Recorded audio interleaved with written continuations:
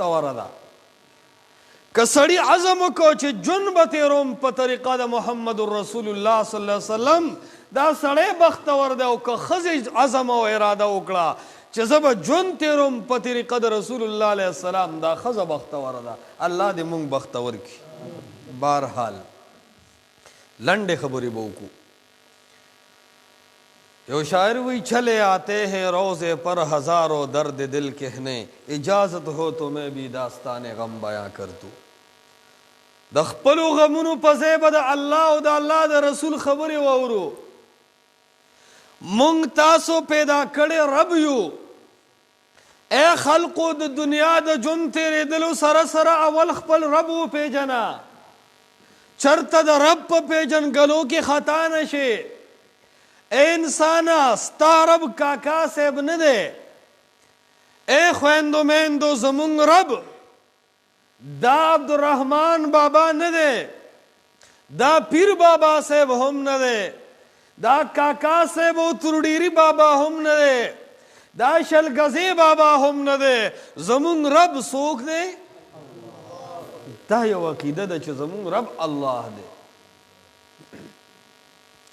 که دې مسله کې خطا شوې، رب دې ونه پېژن، د رب په ځای پیر ته ښکته شوې، د رب په ځای باندې یو زیارت ته ښکته شوې، د رب په ځای دې د یو قبر کاڼي په ځان ووال، هلته دې شمې بلې کړې، د هغې ډپې ته دې سر ښکته کړو، هغه ډپه دې ښکل کړه، هغه شال دې ښکل کړو، هغه شمې دې بلې کړې، د هغه زیارت مالګې دې وڅټلې، په هغې دې پیسې ونوستې، د هغه بابا په نوم دې نظر وکړو. داسې مشرک او بېدینه یې لکه ابو جهل او ابو طالب او ابو لهب. اگر که ته ډېر منځونه کوې، که ته ډېرې روجې نیسې، منځ دویم نمبر دی زما مشره، روجه دویم نمبر ده زما مشره. اے نوجوان قومه، زکات درستو دی، حج عمرې سره به رستو ګورو، اول رب سره خپل شناختی کارت جوړ کا. پاکستان کې چې اوس اول شناختی کارت ضروری دی که نه دی ضروری؟ او چې شناختی کارت کې پره کې په انټرچینج وغیرہ چیک پوسټ به دی مره کې نیولې که نه به یې نیولې؟ ولې ګاډي کې ناست او شناختی کارت دی نشته. چاکار پاکستان کې اله وخه چې اول څه جوړ کړي؟ کارت جوړ کړي. نو عبادات په دین اسلام کې اله کوه چې اول توحید زده کړي. خبره باندې اوس هم پوه نه شوې؟ اسانه خبره ده، نوجوانان پې پوه نه شوې؟ څنګه چې په پاکستان کې د چکرو او د ګرځېدو هوټلو ته تلو نه مخکې شناختی کارت ضروري دی، دغسې د عبادتونو د حج او د روجې او د زکات او د منځ نه مخکې عقیده د توحید ضروري ده. تفسیر قرطبي نوم د عالمانو اورېدلی دی. امام قرطبي رحمت الله علیه یو خبره کوي، هغه وایي ان اول ما یجب اظهاره ولا یجوز کتمانه امر التوحید. وایي لومبی هغه مسله، تاسو به توجه ماته کوئ، څومره چې تاسو ماله توجه راکوئ زه به ښایسته ښایسته خبرې توجه سره کوم. څومره چې څوک راځي او چا ته رنګ راځي او تاسو اخوا دېخوا ګورئ ما نه به هم توله خطئ. او که زه د دنیا خبره کوم، د خپل ووټ نوټ خبره کوم، خو بیا توجه مه راکوئ. او که زه د قرآن او د حدیث خبره کوم، خو زړونه او غوږونه دواړه ما ته متوجه کړي. ټیک ده که نه جي؟ وایي ان اول ما یجب اظهاره ولا یجوز کتمانه امر التوحید. لومبی هغه مسله چې د عالم ذمہداري ده چې په دې منبر به هغه مسله واضحه کوي. ولا یجوز کتمانه، او یو عالم له دا اختیار نشته چې هغه مسله پټه کړي. امر التوحید هغه د الله د یووالي مسله ده. نن عالم پټه کړې ده که ښکاره کړې ده؟ قسم په رب دی چې تاسو د علاقې نه یم خبر، زمونږ مولانو دا مسله پټه کړې ده. دا مسله دا چې ښکاره کوې اول به خېټې له لته ورکې. که ته وایې چې خېټې ته خو خپه نه رسي، خېټې له به لته څنګه ورکې؟ یاره هله لته خو دې ته نه وایي چې خپه اوچته کړې، مخ اړولو ته هم لته وایي. ای قومه، ځان په دې خبره پوه که که د الله یووالی دې زړه کې ځای نه وي، د الله په توحید باندې رنګ نه وي، یو عبادت دې قبلیږي نه. حاجي ابو جهل نوم چا اورېدلی دی؟ اجي سے ابو کنو حاجی ابو جهل حاجی می زکو الحاجو الحاج زکا الف لام د مبالغه په تورم استغراقن راځي ولې تبلیغیانو نه روایت نقل شوی دی چې 250 حجونه کړي سورہ 250 نو حاجی ابو جهلو جنت ته وځي که جهنم ته د غورغوشتو هندو هغه حاجی کې فرق نشته ولې حجونه هم کړي دي زکاتونه هم قرآن ذکر کړي دي منځ نه کو قرآن منځ هم ذکر کړ دی وما کان صلاتهم عند البيت الا مکاء وتصدیا جنو دومره سخت خداری پور جیلم نه دی چې دا څومره سختی په ابو جهل شوی ده چې زکات مو منځ او داسې مو بیا هم جهنم ته ځي تلبیه کې به وي لا شریک لک الله ستا شریک نشتا الا شریکا تملکه وما ملک الله یو داسې نازولې رشتا چې تا غل اختیار ورکړه ده الله فرمایي زه غنی ذات یم زه بے پروا ذات یم ما چاله اختیار ورکړه سبحانه ان یکون له ولد الله فرمایي چې نه نو توحید کامل نو نو جهنم زیاده نو ایس پین ګرو دا مرګ مخکې نه الارم ورکی نوټیفیکیشن یي میسج شتا چې مرګ را روان دی مرګ داسې یو ملمه دی چې مخکې نوټیفیکیشن میسج پیغام نه ورکی نو د دې مرګ هیڅ پته نه لګي اے تور سرو خویندو میندو اے ځوانانو اے بوډاګانو دا پیغام ووره بیا به وایي چې مولا راغلی و په مطلب یې د خبرو نه پوهېدو ځان مې د خبرې په مطلب پوه کا که نه پوهېږي چې اردو کې راته ووایم ټول پښتو والی که نه اے ګلونو رب سره دا لوز وکړه د زړه کې رب له ځای ورکړه او داسې ځای ورکړه چې هغه رب له دې کوم ځای ورکړي په هغې کې پلار له ځای هغې کې ښځې له ځای هغې کې رور له ځای هغې کې پیر صاحب له ځای هغې کې قبر له ځای هغې کې نه اکابرو له ځای شته او نه مقابرو له نه پکې اکابر ځایږي او نه پکې عبدالرحمن بابا په ژبه به هم پوه کوم وایي چې ته دومره لوی مېلمه و کور ته بیایې چې ته دومره لوی مېلمه و کور ته بیایې اول غولې د صفا کله خشا کا رب ورته دننه کې نو غیر الله ته لرې کا غیر الله ته لرې کا نو رب هغه ذات دی چې د سر به شریک نه مني دا عقیده ولیکه په دې زړه باندې که دې عقیده کې مرګ راغی ماشاءالله دا الله د توحید چغې دی والی دی دا الله د توحید مینه دی دا نو که چا له تا په زړه کې ځای ورکړي او پخه دوستانه دی دا ځینې غلطۍ هغه معاف کوي که نه معاف کوي یار مې دی یار پرېږدې ده بس غلطي کړې ده یار دی یار ولې زړه کې د هغه محبت ځای کړی دی نو چې ستا ملګري دومره غیرتي دی چې ستا غلطي معاف کوي او د تمام کائنات غیرتونه راجمع کا دا د رب غیرت سره برابر دی شي هغه رب فرمایي غفرت لك فلا ابالي حدیث ضعیف کې راځي وایي زه به دې په ګناهونو د عفو قلم راکاږم که ستا ګناهونه د ځمکې نه واړې تر اسمان تر واګو ورسي رب فرمایي چې شریک دې را سره نه دی جوړ کړی په ګناهونو به دې د عفو قلم راکاږم د ځمکې او اسمان کې څوک دي چې ما نه به تپوس وکړي ماشاءالله زار شم د داسې رب نه او چې داسې غیرتي ذات دی تاله خوند درکوي چې د سره شریک پیدا کړي قانون ذکر کړی دی لا اله الا هو و الهکم اله واحد اے خلقو حاجت روا یو د الله ذات دی مشکلات حل کوونکې یو الله دی هیڅ یو پیر نه دی هیڅ یو قبر نه دی هیڅ یو ژوندی نه دی هیڅ یو مړی نه دی دا د تمام انسان حاجات چې سرته کوي دا صرف اور صرف څوک دی لګرو وایه څوک دی لګرو وایه څوک دی په جمع وایه څوک دی ماشاءالله دې ته وایي الله دې ذمہ دارۍ کې ګوره رب سره څوک شریک نه کوي بس په دې لوز دی که لوز پې نه دی که کلک لوز کوی چې مخکې لاړ شم او که شک وي چې په دې مسله وغږېږو ځکه دا مسله اهمه ده دې نه پس به نورې خبرې کوو دا لوز وکړي او دا داسې لوز دی چې د رب دربار کې الله موږ جنت کې یو ځای کوي په دې لوز مو دی الله یو ځای کوي او دا لوز دنیا ته د راتلو نه مخکې رب هم اغوستی دی تمام ارواح را جمع کړل دا مشرکین مبتدعین کافر فاجر ټولو ارواح ورکیو وی فرمایل الستو بربکم، ستاسو حاجت روا مشکل کشا تربیت کون کی بزیم کنیم؟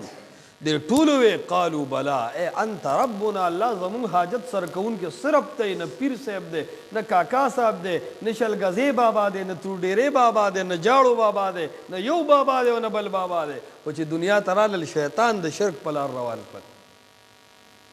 نو دا رب شریک نه برداشت کوي، دا خبره اٹل قانون اولی کې پزله باندې. یو مثال سره حل کوم بس بیا تیزو. یو انسان دی، تاسو په ذهن کې سوال دی چې رب خو شریک نه برداشت کوي، رب شریک نه برداشت کوي، خو نازولی خو لري کنه. دا خو د معاشرې یو سوال دی. جی څه خواص خو لري یو سړی کنه، قیاس کوي کنه اهل بدع. زلنډه خبره کوم، خواص لري، اولیاء شته، لیکن هغه په صفاتو د الوهیت او ربوبیت او تصرف کې رب سره شریکو. زما استا سکر اور دی او کنه دی؟ سکرونه زمونږ شته که نشته؟ خو کم سړي چې ښځه په نکاح کړي د سکر اور د سر د په ښځه کې شریک جوړېدی شي؟ نو که څوک وایي چې یار خپل روری دی، سکر اوری دی، اخلاص دی ورسره، محبت دی ورسره، هر څه دی په خپل ځای دي، لیکن په ښځه کې څوک شریکو؟ اے انسانه، سته بسئ او ستا غیرت بسئ. ته په خپله ښځه کې خپل سکرور شریک نه برداشت کوې، رب خپل سکه اولیاء ځان سره په الوهیت کې څنګه شریکان کي؟ پوه پې نه شوی ګلونو؟ پوه پې شوی؟ یو سړي سکر اور دی، رورولي په خپل ځای ده، خو په ښځه توب کې شریکو؟ نو رب سره د دې اولیاء او مقام په خپل ځای دی، هغې نه انکار نشته، خو دا د رب په کار کې ګوتې وهلې، د رب په خبرو کې اختیار لرلی. خلق وی د بجلی تارونو کې او د الله کارونو کې به ګوتې نه وي، دا خلق د الله کارونو کې ګوتې وي. ٹھیک شو جی؟ دویمه خبره یاد ساته، شرک یو داسې جرم دی چې دا قابل برداشت نه دی. د یو سړي ښایسته ښځه ده، ښه ورپېندې مین دی، ښه یې خیال ساتي او د ده ورسره محبت دی، که هغې چې توی کړه دی وجني؟ نه وجني. غلطي وکړه نو وجني. هغې میلمانه را روان دي د سړي او دې نه سالن کې مالګه زیاته شوه، وجني؟ کټوې تې واړېده، وجني؟ نه وجني. ولې؟ دا زما ښځه ده، بس غلطۍ یې وکړې، څه خبره نشته. لیکن که دې ښځې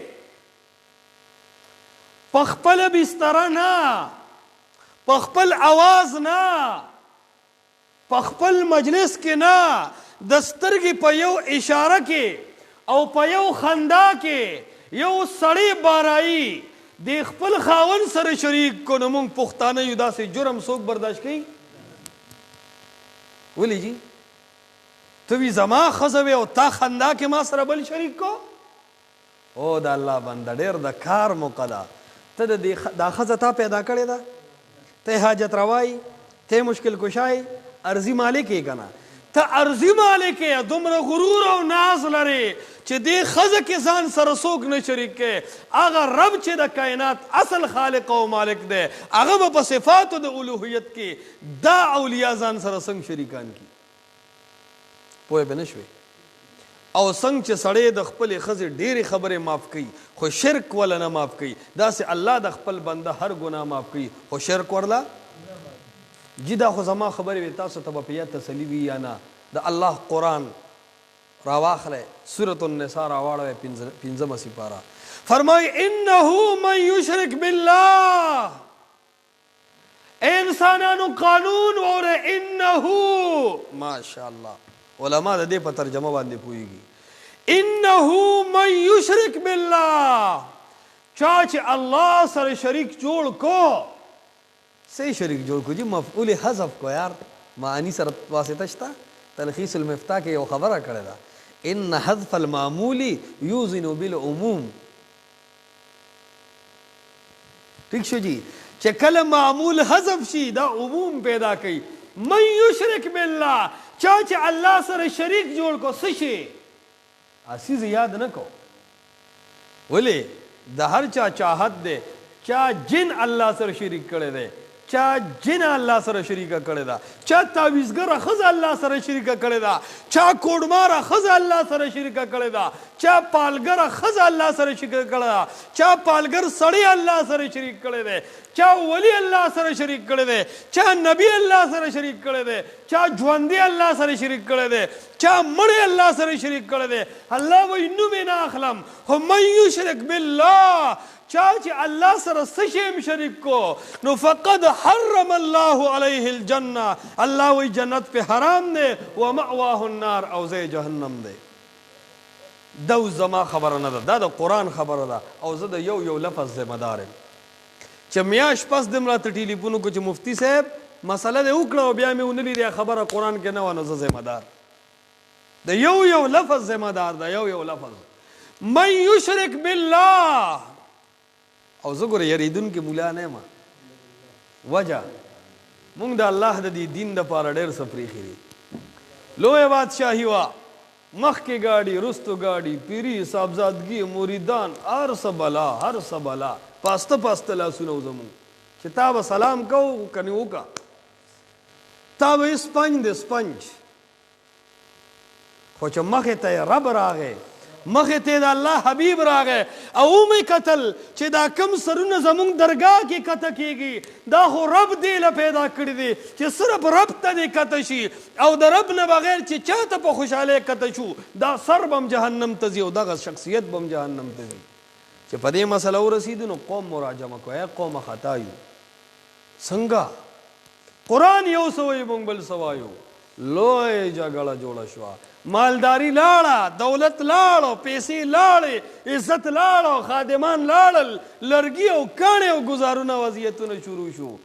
خو ډېر خوند په هغې کې و. زه کله کله وم په هغه گاډو، په هغه بینک بیلنس کې، په هغه سهولیاتو کې دومره خوند نه و څومره چې د کاڼو ورېدو د زړه په دردونو کې دی. ماشاءالله ماشاءالله. بس په بعضې درد باندې بعضې دردمند پوهېږي. ما خو پکې رب وپېژندو یار. جزا الله الشدائد عنا، جزا الله الشدائد عنا، عرفت بها عدوي من اصدقائي. الله دې دې مصیبتونو له ډېر ښې بدلې ورکړي. ما ته ډېر څه وښول باره، او دا غم هم ډېر ښکلی غم دی. ولې دا ما له رب را کړی دی چې رب یو تحفه درکړه بس به ښایسته وي. بهرحال عرض مې دا کو، هر نمونه سهولیات مونږ پرېښودل چا دپاره؟ نو چې د هغه رب دپاره هم دنیا پرېښوده نو د خلکو پرېښودل څه شی دی؟ نو عرض مې دا کو چې زه ګورې زړور مولا یم، زه خو د خپلې مسلې ذمه دار یم او د دین په مسله ستاسو نه نشم ویلی، زما پې سر هم قربان، زما پې وینه هم قربان. او خلک هغه په دین باندې خېټه ساتي، خلک په دین باندې ځان ساتي، مونږ به انشاءالله په ځان باندې دین ساتو. مونږ ته خپله غریبي قبول ده، مونږ هیڅ نه کو، خو دا وایو چې ای خلکه څه ته روان شي؟ قرآن او حدیث پسې روان شي.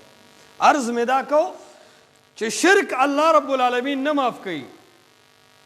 او دا ونه وایه یار، توجه ده، یو کس چې راشي تاسو ټول ورته ګورئ، پوهېږې؟ دا خبره یاد ساتئ. خلق دا وایي چې دا خلکو به د غیر الله عبادت کو، دا به د بوتانو او د توتانو کو. د اولیاء عبادت نوی الله نفي نه ده کړی، د بوتانو د عبادت نه الله. اولیاء بس دی کې الله څه نه دی ویلی، دا چې رد کوي دا خو په بوتانو کوي. اعتراض مو اورېدلی دی؟ جواب لنډ واوره.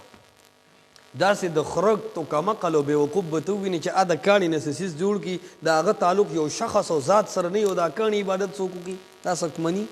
دا کاڼی به د چا په نوم شروع شو، د چا په نوم او په عزت به جوړ شو، بیا به خلکو عبادت. قرآن وایي ان الذین تدعون من دون الله، ای خلقو دا د رب نه علاوه چې تاسو څوک رابلئ، عباد امثالکم، کنه اصنام امثالکم.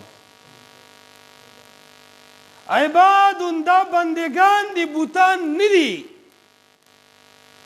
او وی امثالکم ستاسو په شان. نو که ته بوتي خدا غه به هم بوتي، او که ته بنده خدا بندګان. بیا وی هؤلاء شفعاؤنا عند الله، دا به د الله دربار کې مونږ له سفارش کوي. آیا بوتان سفارش کوي؟ سوچ پکار دی. خلکو قرآن پریخی دی، یاد ساته احادیث د رسول الله پریخي دی او عقل پس روان شوي دي. رسول الله علیه السلام خیری کړي دي. څومره مینه ناک سړی و، کمزورې د ډیر صبر والا سړی. تاسو ټول خو وګورئ چې بیا زه خبره وکړم. اے خلکو د ډیر صبر او برداشت والا سړی دی په وړه خبره غوسه کیږي؟ د رسول الله علیه نه زیات صبرناک څوک و؟ زیات بردبار او صبر کوونکی د پیغمبر علیه السلام نه بل څوک و؟ هغه غوسه شوی دی. نو د غوسې دې ټکي ته سوچ پکار نه دی چې بس غوسه شوی دی او د ډېرې غوسې نه خیرې کړي دي. لعن الله اليهود والنصارى، حدیث د بخاری شریف. لعن الله اليهود والنصارى، الله دې لعنت وکړي په یهود او نصاراو باندې. ولې چې مونځ نه کوي، ولې چې زکات نه ورکوي، حج نه کوي؟ نه، اتخذوا قبور انبیائهم مساجدا، د خپلو انبیاو د قبرونو نه جوماتونه جوړ کړي دي او هغې کې هغې ته رامدد شوی. قبور انبیائهم که اصنامهم، د انبیاو عبادت یې کړی، د بوتانو یې نه دی کړی، په سترګو ړوند شي.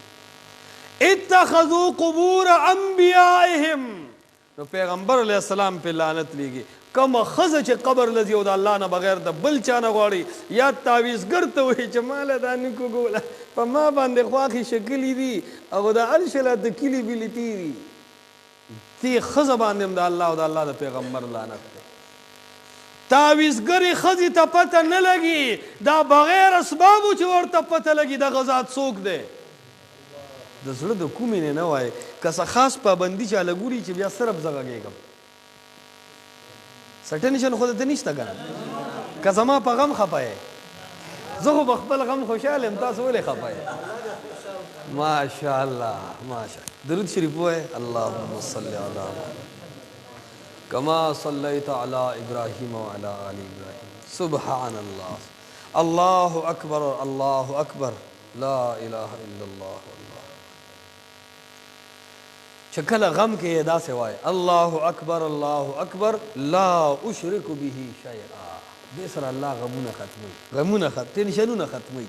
ماشاءالله. بهرحال عرض مې دا کو چې رب سره تعلق جوړ کې او د رب مقابله کې هر څیز له ته ورکړی. رب رضا کا، ته روانې رب ته، ستا ږیره سپینه شوه، په تا ځواني لاړه تېره شوه، ته رب ته روانې. پلار پاتې کېدونکی دی، ښځه او بچي پاتې کېدونکي دي، پیر صاحب پاتې کېدونکی دی، ولی صاحب قبر ژوندی مړی، اکابر او مقابر پاتې کېدونکي دي. رب له به ته روانې، نو رب سره خپل معاملات صفا کا، تمام دنیا خفه کا. خو څوک رضا کا؟ څوک رضا کا؟ څوک رضا کا؟ الله دې موږ نه راضي شي. الله اکبر.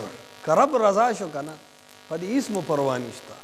او که رب ناراضه شو، الله ګواه دی چې د ټول تکالیف او مصیبتونه بیا سای دي، بیا هېڅ فایده نه کوي. اصل د رب رضا ده، دا لټول غواړي. شیخ الاسلام حافظ ابن تیمیه رحمت الله علیه نوم یې ډېر خوږ دی او ډېر خوږ عالم تېر شوی دی. او دا کم حال چې په نن عالمانو تېرېږي دقه فتوې په هغه خلکو لګولې دي. کنې د سبکي دي کتابونه به شیخ صاحب دي کتلي درته به ووایي. هغه ته چا ووایي کلي در نه خفه دی، هغه وایي روان زه کلي لنیم، روان زه رب لیم. که رب مانه رضا یي، که تمام خلکو مخکې زه ناکام یم، خو چې رب مانه رضا و زه پاس یم او زه کامیاب یم. او چې هغه رب مانه خفه و، که تمام کلي مې پاس کي بیا هم زه پیل یم. بس دغه رب رضا که یار، پرېږده مړه د دنیا محبتونه، د رب دپاره لږ ملنګ شه، د رب دپاره غریب شه، د رب دپاره دنیا پرېږده، د رب دپاره لس شل روپۍ کمې وګټه. راشه قرآن واوره، راشه احادیث د رسول الله علیه السلام واوره. دا د دنیا مینه دې لیدلې ده، د رب په مینه چې موړ شي موړ به ګرځي. د دنیا موړ ما نه دي لیدلې او د رب موړ مې لیدلی دی. د دنیا موړ مې نه دی لیدلی او د رب په مینه موړ مې لیدلی دی. رب دې موږ په خپله مینه ماړه کړي. بهرحال روان یو رب لا، هغه رب سره خپل کاغذونه سم کې، هغه رب ته متوجه شي، هغه رب د اطاعت دپاره رالیږلی دی. محمد رسول الله صلی الله علیه وسلم د محمد مصطفی په مقابله کې زما د هر مجتهد نه بغاوت دی. په دې ټکي ونه رسېدی.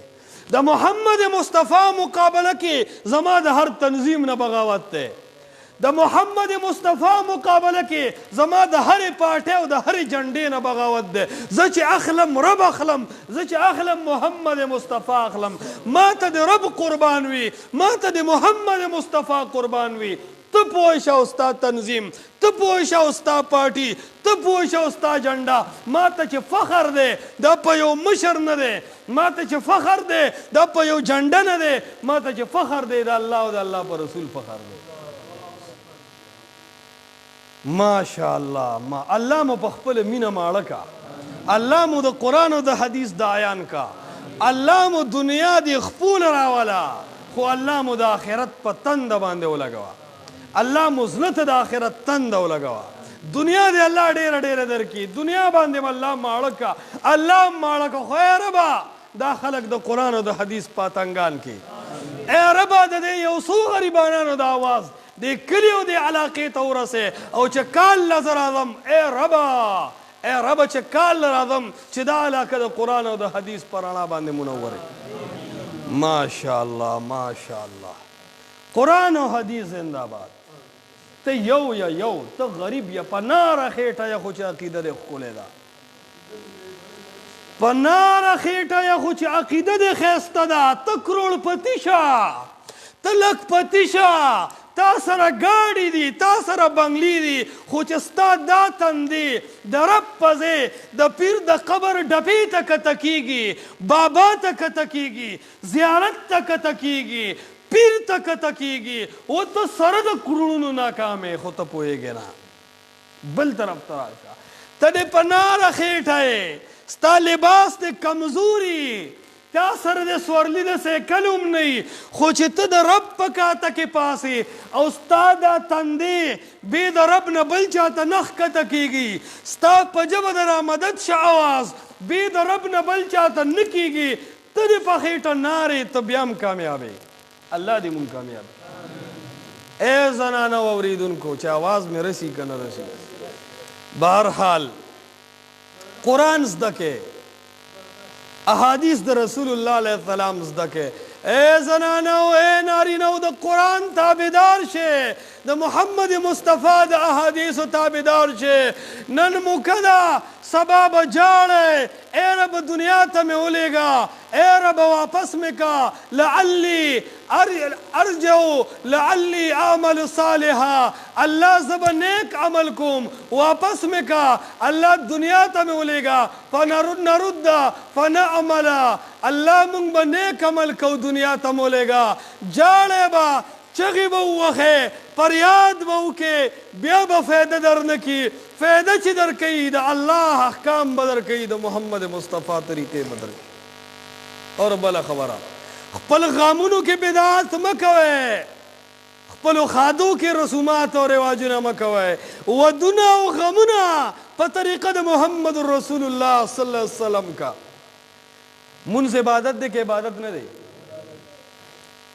منځ عبادت دی که عبادت نه دی؟ او واده عبادت دی که عبادت نه دی؟ منځ کې ګډېدل او ډولکې جایز دی؟ نو دا نکاح کې څنګه جایز شو؟ عبادت خو منځ هم دی او عبادت واده هم دی. منځ کې ډولکې ناروا، منځ کې ګډېدل ناروا، او په واده کې روا. سوچ کوه مشره، د پښتنو د اجرې هغه خبرې به وکړو. اوس به څه بخاري او مسلم حدیث تاسو ته وایو، ځکه چې په ډېرو خبرو به بیا رسئ نه، خو دا زمینداري خبرې به وکړو شډلې، ځکه اوس مونږ هم زمینداران یو. عرض دا دی، تابعدار شه د الله د حکم، تابعدار شه د محمد مصطفی صلی الله علیه وسلم د طریقې. دنیا به دې هم ښایسته وي، آخرت به دې هم ښایسته وي. ای زنانو که د قرآن او د حدیث تابعدار شوې، دا خاوندان به په تاسو رحم کوي، تاسو له به میراث کې حصه درکوي، په تاسو به ظلم نه کوي. ای زنانو که د قرآن او د حدیث نه باغیانې شوې، د قرآن او د حدیث خلاف شوې، الله به ستاسو د خاوندانو زړونو کې داسې نفرت پیدا کړي چې مخ ته به هم نه ګوري او ټول عمر به هم په ژړا او فریاد تېرېږي. ته د رب نه یې تابعدار، خاوند به ستا څه تابعدار شي. ته د رب نه یې تابعدار، ښځه به ستا څه تابعدار شي. الله رب العالمین دې موږ ته د عمل توفیق راکړي. اقول قولي هذا استغفر الله لي ولكم.